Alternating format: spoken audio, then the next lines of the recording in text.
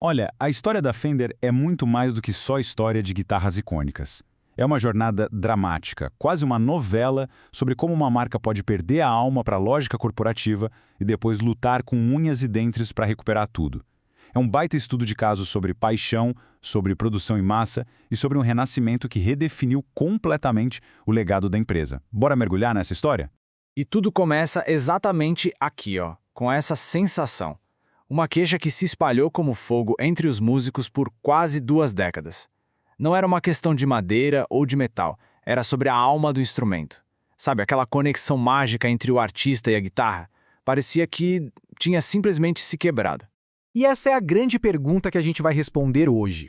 Como que uma empresa, que virou um gigante corporativo, conseguiu reencontrar a magia que a tornou uma lenda?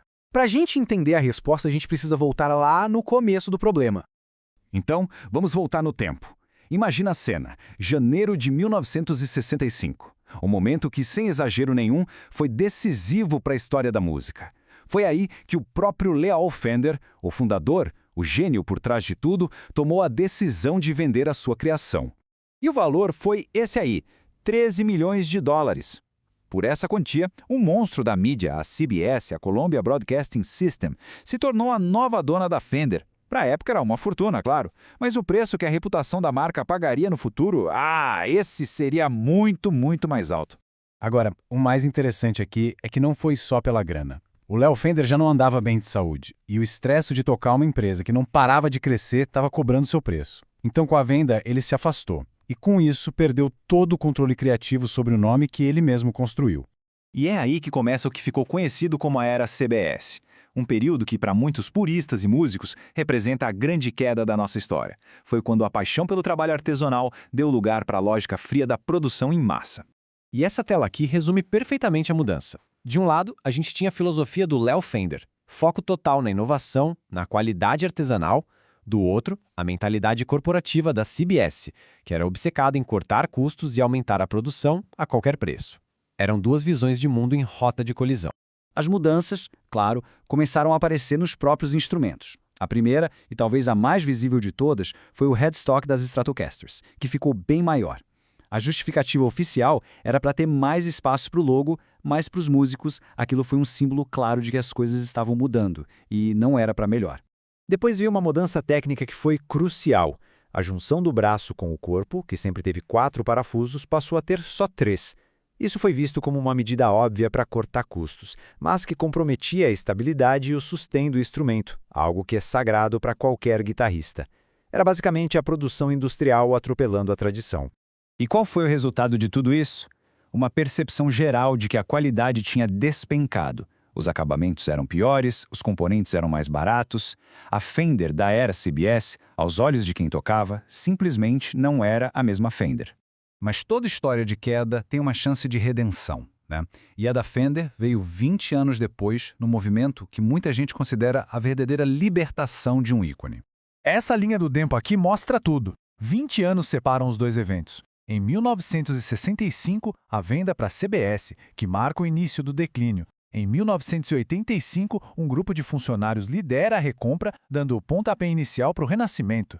Então, o ponto de virada foi esse. Em 1985, a CBS, que já não via a Fender como um negócio tão lucrativo, decidiu vender a divisão de instrumentos. E quem aproveitou a oportunidade? Um grupo de funcionários e investidores liderado por um cara chamado Bill Schultz. Eles compraram a empresa por 12 milhões e meio de dólares, formaram a FMI e com isso a paixão pela música estava de volta ao comando. Com a empresa de volta nas mãos de quem realmente se importava, a missão era uma só, e era bem clara: resgatar o legado que tinha se perdido e trazer a Fender de volta para suas raízes de excelência. E a principal arma para essa missão foi a criação da Fender Custom Shop em 1987. E olha, isso era muito mais do que uma fábrica. Era tipo um santuário totalmente dedicado a recuperar a filosofia original do Leo Fender. E a missão da Custom Shop era tripla e muito direta. Primeiro, recriar os clássicos, mas com uma fidelidade quase obsessiva.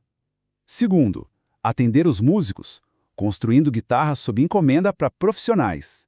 E terceiro, e mais importante de tudo, resgatar a excelência em cada detalhe. Cada um desses passos era uma resposta direta a um problema da era CBS. Mas a nova Fender não queria só viver do passado, não. para garantir o futuro, ela precisava se expandir e abraçar novos territórios no mundo do rock. A grande jogada estratégica veio em 2002. A Fender comprou a Jackson Guitars, uma marca que é sinônimo de hard rock e metal, e no pacote ainda levou a Charvel. Foi uma forma super inteligente de entrar em mercados mais pesados sem diluir a identidade clássica da própria Fender.